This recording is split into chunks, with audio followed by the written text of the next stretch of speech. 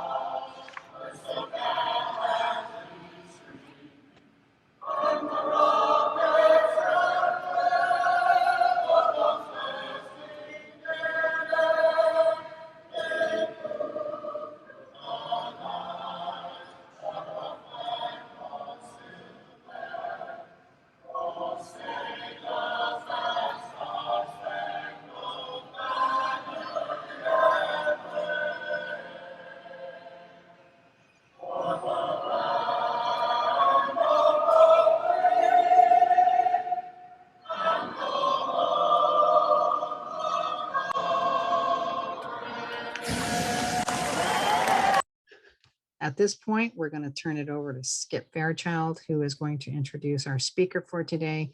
It's my pleasure to introduce our speaker for today's meeting. Victoria Jamieson is a New York Times best-selling novel author and illustrator of books for children. Her graphic novel, Roller Girl, was awarded the 2016 Newbery Honor. Her newest graphic novel, When Stars Are Scattered, is co-authored with Omar Mohammed, is a National Book Award finalist. She lives in Easton with her family. In fact, she's a neighbor of mine on College Hill. And I have to admit, when I read her bio and she said she writes graphic novels for children, I got a little nervous.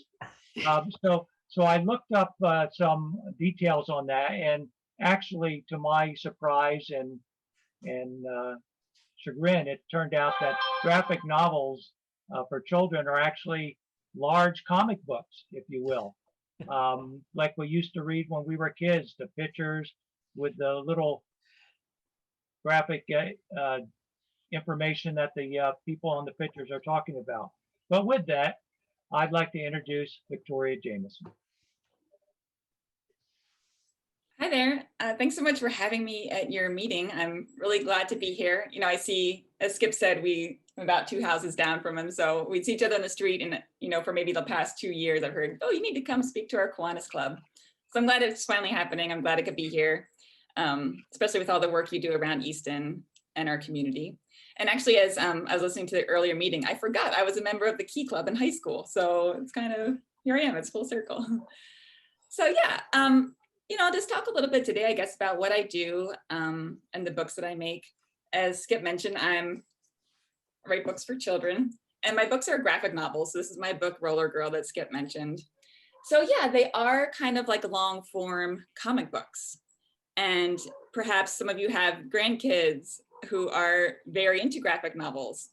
So one thing I'd like to talk about today as I kind of talk about my process and how I make these books, I meet a lot of, I wouldn't say resistance, I meet some skepticism from parents or teachers or librarians that reading comic books aren't real books.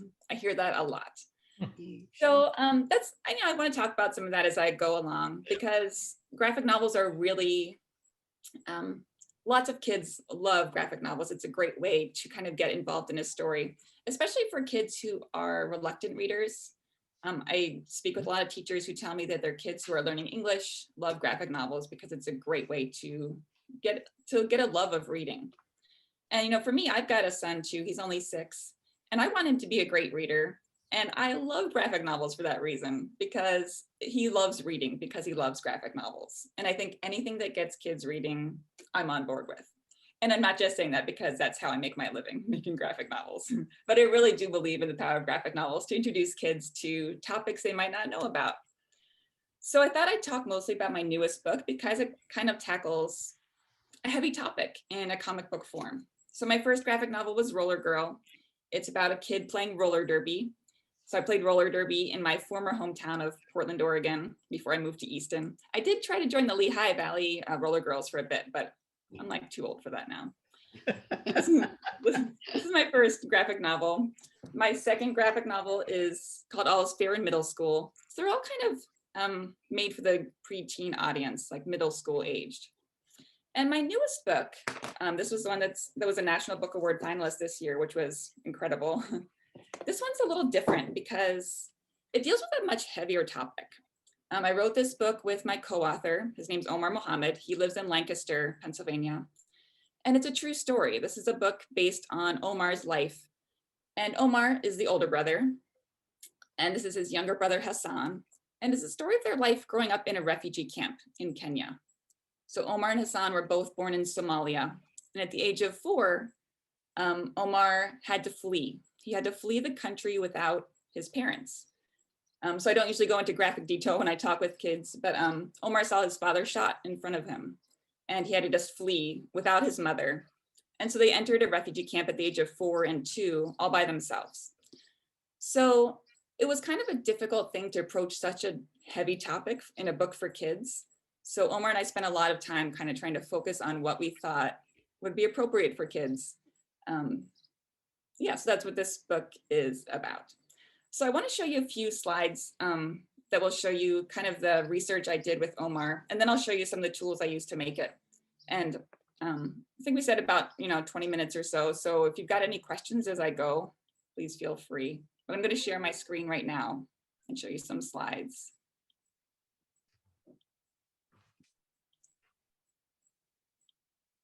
Okay, so I hope everyone can see that. Yes. Okay, great. So as I mentioned, this is a book about a real person. Omar is the brother on the right, and he's with his younger brother, Hassan. And Hassan has intellectual disabilities, so he can't speak. He's still nonverbal as an adult, and he had seizures as a kid. So Omar not only was he was his sole caretaker when he was only 4 years old. So the woman in the picture is their foster mother. Her name's Fatima. Because they arrived without their mother in the camp, Fatima kind of unofficially adopted them and just took them in as her own kids and raised them as her own kids. And Fatima's own family was all killed in Somalia too. So she had 4 sons who didn't make it through the war. So that's kind of a bit of a background. Again, I'm going to a bit more detail than I do with kids when I do my kids' visits. But when I met Omar, and I met Omar because I had been volunteering in Portland with a group called Catholic Charities. And that was a group that welcomed new arrivals to the United States who had gone through the resettlement process. So I was paired with a woman from Somalia. I helped her kind of learn how to ride the bus, how to get to appointments around town, and just get acclimated to life in the US. And that's how I started getting interested in telling a story about a refugee experience, because I was learning so much new information. I didn't know much about it. So I just was really curious and I wanted to learn more. So that's how I met Omar. When I moved to Easton, I went to his place of work. He works for a place called Church World Service in Lancaster, Pennsylvania. And it's the same sort of place. It's a refugee resettlement agency. So when new people arrive, they help them find apartments, find jobs, English lessons, taxes, even things like going to a grocery store are so overwhelming for new arrivals to our country. So yeah, I met Omar. This was a book I couldn't write by myself. And when I met Omar, he was working on his memoirs for an adult audience. And he was looking for a co-author because he'd never written a book before. And I said, I'm an author, but I only write books for children. Would you be interested? So we had to kind of sit and talk about what a story for kids would be like about life in a refugee camp. So it really involved talking and getting to know each other and getting to know about his life. So this is a photograph from Dadaab, which is the name of the refugee camp he grew up in. It's run by the UNHCR in Kenya. And so this is one reason I wanted to make this a graphic novel. And one reason I think graphic novels can be eye-opening for kids is that I didn't know what a refugee camp looked like. Like all of my information about refugee camps came from like 5-minute segments on the news. I didn't know what life was like there. So when Omar said he lived in a tent, I pictured the tent that I have currently gathering dust in my basement, like one of those like triangle tents I bought at the sporting goods store. But the homes in Dadaab look like this white structure in the foreground. And that's made by taking tree branches and kind of bending them toward each other and covering them with a plastic tarp. So that's the kind of home Omar grew up in. And I tried to look at photographs like this when I was doing the art for the book to make it look just as realistic as possible so kids could know what life was like there. A lot of Omar's story deals with school and how education made such a big difference in his life. He didn't go to school for the first, I think he was around 8 when he entered school because he was focused on caring for his brother. And finally, some community leaders helped him go to school, helped find care for his brother so he could attend classes. And he talks about how education made the whole difference in his life.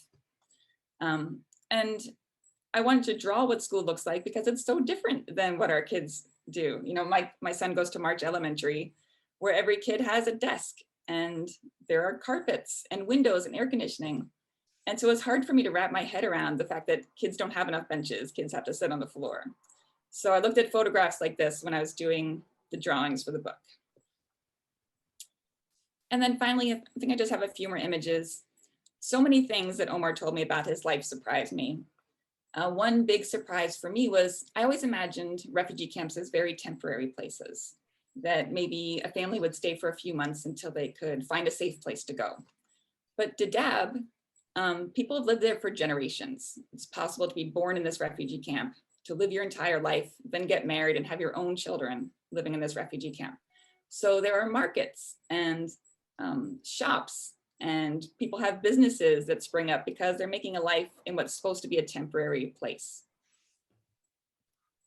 And then finally, part of our work in trying to make this a book for children was just focusing on what kids do and what Omar felt as a kid and the things that he thought about. And when he was little, a big thing was playing and sports, because that's something we wanted to get across in the book, that kids are kids no matter where they live. And Omar and his friends loved soccer. That was their main obsession. They loved soccer, but they didn't have any soccer balls. So he said to get around that problem, they would take plastic bags they would find floating around and gather them together. And they tie them together to make a soccer ball. And he said that was fine until you kicked it too many times, and then the bags just kind of flew everywhere. Okay, so that is the end of my images. I just want to show you a few of the tools I use to make the book and the process I go about to make the book. So the first way I start, I'm pretty old school actually in the way I make my books. I usually start with a notebook like this. So when Omar and I met, and when he would tell me his stories, I would just bring my notebook down to Lancaster, and he would tell me stories and I would kind of take notes as he was talking. He would take notes and I would start to draw at the same time. I don't know if any of you are doodlers or if your kids or grandkids were doodlers, I know I got in trouble at school for doodling, but really this is the way I think. I love to think in words and pictures together. I think there's so many things you can do telling a story with words and pictures. So we spent, I'd say, a few months working together, me learning his story, deciding the most important parts of his life to put in the book, which can be difficult. You know, if you're telling a life story, how do you decide what the most important parts to put in are? So eventually we had to narrow it down, and I write my books in a manuscript form like this. And we have an editor at our publisher. So we all read the manuscript and try to make it better. As you can see, I've got like things crossed out. So my graphic novels are very much a work in progress until they're published. They take forever. So after we have the manuscript, the next step is turning it into a graphic novel. So as Skip already mentioned, graphic novels are basically long form comic books. And a big part of graphic novels are panels. So I have to decide what I really want to show along with the words that I've written. So a lot of it is deciding what the panels are going to look like. So I go back to my trusty friend, the notebook, and I start thinking about panels like this. So they're very messy to begin with, but you can see the pages and the panels. When I make my graphic novels, I kind of think of myself like a movie director, because I'm writing the script, I'm casting the characters, I do costume design, I do set design. And when I do panels, I'm kind of like a camera person. Sometimes I want to zoom in close, like on this handshake here. Or sometimes I want to zoom way out, like when we see the boys sleeping on the floor. So I really love graphic novels for this reason. I get to control everything. I'm kind of a control freak. So I do this for the entire book. The only problem is, as you can see, it's a gigantic mess. I can't publish a book like this. A lot of the next months, sometimes years of my work is making it look more clear so people can understand it. I do lots of visits with schools and libraries, and I always tell kids, it's not about being the best artist in the world. It's about communicating your ideas clearly. So that's what I try and do. I make my sketches a little more clear, but still pretty messy. And eventually the book looks something like this, where I've got rough sketches in place, but I've got words together with my sketches. So I do the entire book like this. Once again, Omar and I read it really carefully. For this book in particular, we had a lot of other people read it. I was concerned about making mistakes about a religion, a background that wasn't my own. And so we had lots of people read it to give us feedback on things we could improve. A lot of people don't like the revision process, where I talk to kids who don't like turning in a paper and getting feedback, but I love hearing things I can improve, because I want to make all the changes when the book looks like this. I do not want to hear about mistakes I made when the book looks like this. So I try my very best to catch the mistakes early on in the process. So after this is approved, now it's time for the final step of making a graphic novel. And that's when I do the final art. So like I said, I'm pretty old school in the way I work. I work on paper. A lot of artists work digitally now, but I just like working on paper. So I draw it first in blue pencil. You can kind of see the blue pencil in the background. And I go over it with a paintbrush and ink to do the final line art. So this is a final page for the book. And it still goes through a few more steps until it makes it into the book. I'll show you the page as it looks in the story. So you'll notice a few differences. For one thing, the art is bigger. There are so many details that I add in every panel, like this bus or the package, that I can't draw it this small. I need to do it bigger so I can fit all those details in. And my artwork is in black and white, the book's in color. So at this point I scan it into the computer, and we have a colorist named Omar Getty, who kind of just treated it like a big digital coloring book and added all the color that you see here. And this was a tricky book because there are things like plaid and flowers and stripes that she had to add to each character on every page. So it takes a while. And then lastly, I add the words in the computer, because if I make spelling mistakes or want to change anything, that's much easier. So you just do that 300 times and you got yourself a book. That's why graphic novels take forever. So there's one last thing I want to do. And then if you have any questions, And this, you don't have to, but if you're up for it, if you'd like to do some drawing with me, it's super fun. If you've got some paper in front of you, you can draw along with me. If you just prefer to watch, that's fine. But I love drawing with other people. And I always do this when I visit with schools because kids love to draw. And I love to get the teachers involved too, because a lot of times I've been to schools where teachers are like, oh, no, I'm not going to try it. I can't draw. And I always think, what kind of example is that to set to our kids? If you tell them to try new things and expand their horizons, you can't just be like, oh no, I can't do that. And I hear from a lot of people those words, I can't draw. And I think that's something we all go through. Like every kid draws when they're little, everyone scribbles with crayons, but at a certain point you start to judge yourself and think, I'm not good at this. I'm bad at drawing. I'm embarrassed. I'm not going to do it. So I like to make drawing fun and interactive. So I want to show you two things. I want to show you how I draw expressions and also something I like to do when I make graphic novels, but we'll start with expressions. So when I start with a human face, I try to keep things really simple because I've got a lot of drawings to do. So when I start with a human, I'll often draw the letter U, kind of like a Mr. Potato Head that you can then add eyes and nose and mouth onto. So something I need to do as an illustrator is show my characters feeling big emotions. I need to draw my characters feeling scared or feeling anxious or happy or sad. So when I do that, I think for this one, we'll do, how about worried? So how do you draw someone looking worried? What I often do is I'll look in a mirror or I'll look at Google Images to see a worried face. But because I see my face right now, when I'm worried, I see what my face is doing. My eyebrows kind of go up like this. So I just kind of draw what I see. My eyes might look off to the side like this. And I've really learned to simplify humans in particular because they're hard to draw. So for noses, I'll often write the letter C or a backwards letter C, depending on which way my character is facing. And then I think about how worried my character is. If they're just a little worried, maybe I'll try just a little mouth. If they're extremely worried, I'll try maybe clenching their teeth. A big part of my job as an illustrator, just like it is for an author to find exactly the right word, a big part of my job is finding exactly the right expression for this scene. And this is where you can kind of make your character your own. I always tell the kids that you can add different hair. This is a way to make a lot of different characters by adding different nose shapes or different eye shapes or hair shapes. I'll just kind of do a general me, which I do with curly hair like this. And the reason I wanted to show you worried, because we've got pictures, the other tool I have in my tool belt is words. So something I like to do with my books is to have the character showing one thing, but saying another. So a lot of times in my stories,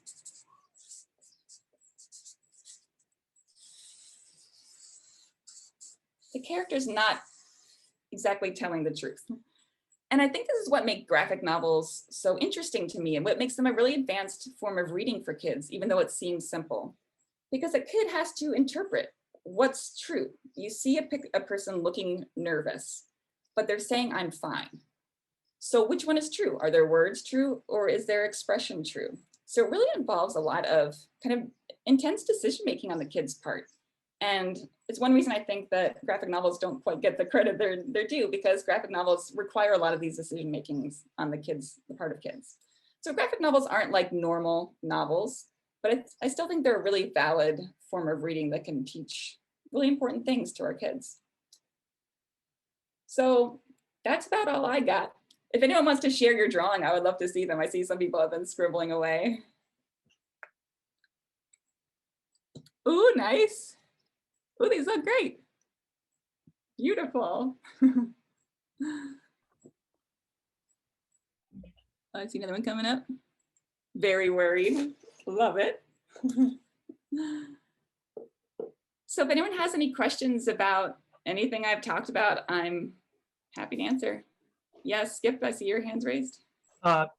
Victoria, I'm sure after you And the- published, it's easier to get subsequent books published, but how difficult is it to get your first book published? It took a while. I'd say maybe five years for me. And that was kind of the easier end of the spectrum. We've all heard stories like J.K. Rowling, trying hundreds of publishers. I started working in publishing, which was a benefit to me because it helped me learn about the business. For anyone who's interested in making children's books in particular, a great resource is SCBWI, and I can type that in the chat. It's Society of Children's Book Writers and Illustrators. And it was a great way to learn about how to submit your manuscripts, or things like if you wanted to make a picture book, you don't need to draw the pictures, you don't need to find your own illustrator. So all the ins and outs of the business, SCBWI is a really great resource to learn about the publishing process, because it can be difficult. I meet some people, sometimes like friends of my husband, who are like, oh, you write children's books. I want to write a children's book. Maybe I'll do that this summer. And it's like, it's not quite that easy. It requires a lot of work and dedication, but it's definitely possible if it's something you're really passionate about. I see another Victoria, hand. Yeah. Barb and I have been to Disney a few times, and I know the one trip we took a backlot tour for the afternoon of doing and seeing how they do the Disney cells and the drawings. And I was watching you doing the same thing, only you're just not making the money that they're making. Well, it's funny you mentioned that, because I actually grew up in Tampa, Florida. We moved when I was 12 from Philly, and my parents bought us season passes to Disney World to like mend the fences. And I used to love that backstage studio tour. I would stand there for hours watching the animators, and I thought I wanted to be a Disney animator. And so I went to art school and I studied animation thinking I wanted to be a Disney animator. But it turns out animation, I don't know, you're kind of one cog in a big, big machine. Mhm. And I didn't want to have my career be like, oh, I did the eyebrow on Aladdin. I feel like making books, yes, it's a little harder because I don't have an employer. I'm a freelancer, I kind of do it all myself, but I get to tell exactly the stories I want to tell, and I kind of get to do it all. So I kind of made that choice, and I don't look back.